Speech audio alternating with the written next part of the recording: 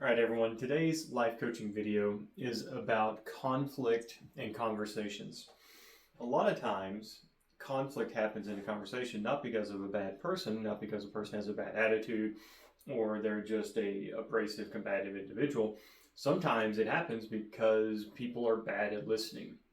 People are simply bad at trying to communicate what they are trying to get across.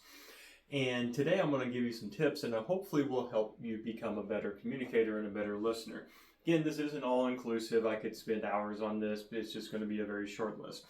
So a couple things I want you to think about whenever you get into conversations, especially if they're difficult conversations. The first rule is don't rush to the conclusion.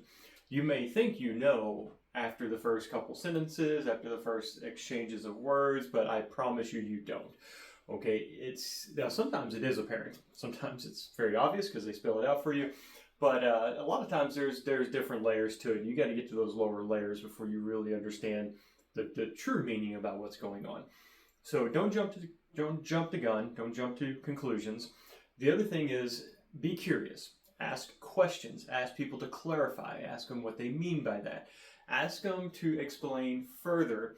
The more information you have, the better you can communicate, and the more you listen, the more that they are going to feel validated about having this conversation.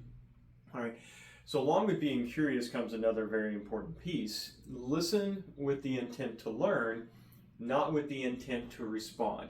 If you ask a question, they give you the answer, and then you immediately respond with another question, you're not listening to learn from their response, you're just listening to respond.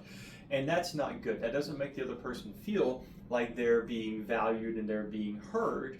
It makes them feel like they're being talked at and talked to, and that's not what you want. That will escalate the situation even more.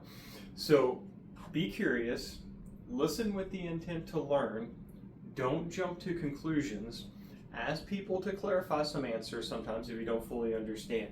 Take your time with your response, and I promise you'll be able to de-escalate some situations, and you will learn more about the person across from you, and it will help you reduce conflict in conversations, but also help you get to a better resolution for what you're working on. I hope this helped you today. These are some very basic techniques and tips. Like I said, we could talk hours on this.